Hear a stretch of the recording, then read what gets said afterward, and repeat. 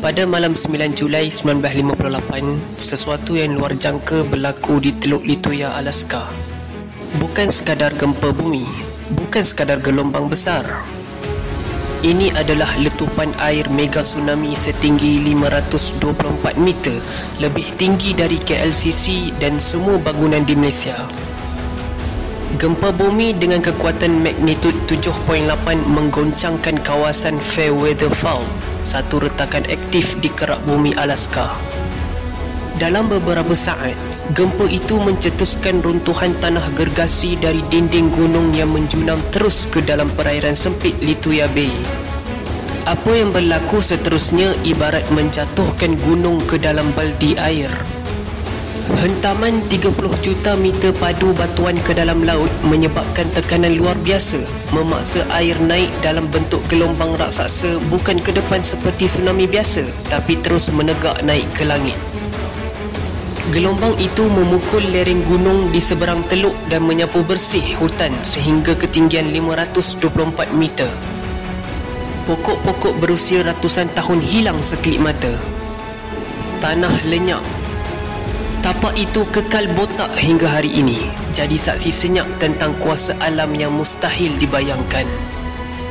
Untuk perspektif, KLCC setinggi 452 meter, TRX Tower 445.5 meter. Gelombang Lituya melampaui semua itu seolah-olah menenggelamkan pencakar langit dalam satu hempasan. Kalau gelombang itu menghentam bandar besar, angka korban boleh mencecah puluhan ribu. Namun, lokasi terpencil menyelamatkan ramai. Hanya beberapa bot kecil berada di kawasan itu. Dua pasangan di atas bot terselamat dengan izin Allah dan mereka menyaksikan air bangkit seperti gunung dan menghanyutkan mereka dari hujung teluk ke laut terbuka dalam masa kurang seminit. Lituya Bay ialah teluk sempit berbentuk seperti mangkuk dengan panjang 11 km dan lebar cuma 3 km. Bentuk geografi inilah yang menjadikan hentaman tanah menghasilkan gelombang sekuat peluru meriam. Tenaga itu tidak tersebar tetapi ia tertumpu dan membalik ke seluruh teluk. Para saintis mengklasifikasikan ini sebagai mega tsunami, iaitu tsunami luar biasa yang berlaku akibat tanah runtuh, gunung berapi atau hentaman meteor dan bukan gempa dasar laut seperti tsunami 2004 di Aceh. Mega tsunami boleh mencapai ketinggian ratusan meter tapi jarang berlaku. Kajian oleh USGS, United States Geological Survey dan Geologi Marine menunjukkan bahawa kawasan seperti Lituya Bay berisiko mengalami peristiwa sebegini jika digabungkan dengan gempa dan tanah tidak stabil. Dan ya, terdapat banyak teluk lain di dunia yang memiliki bentuk serupa.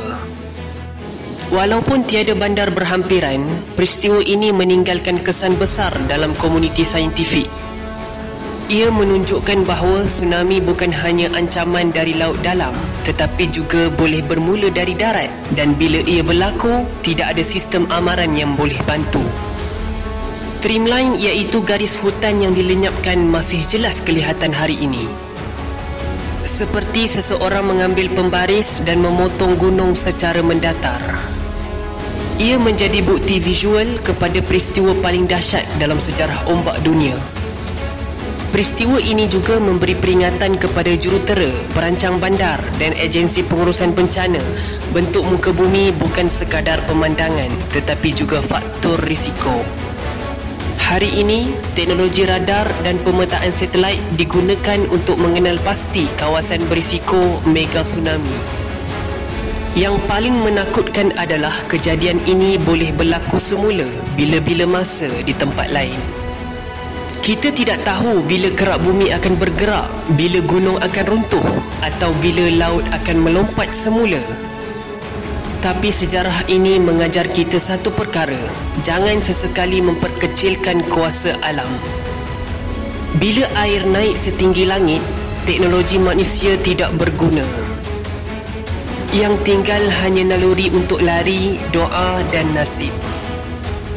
Dan dalam dunia yang semakin padat dan berisiko, Peristiwa seperti Lituya Bay bukan sekadar cerita lama, tapi amaran untuk masa depan.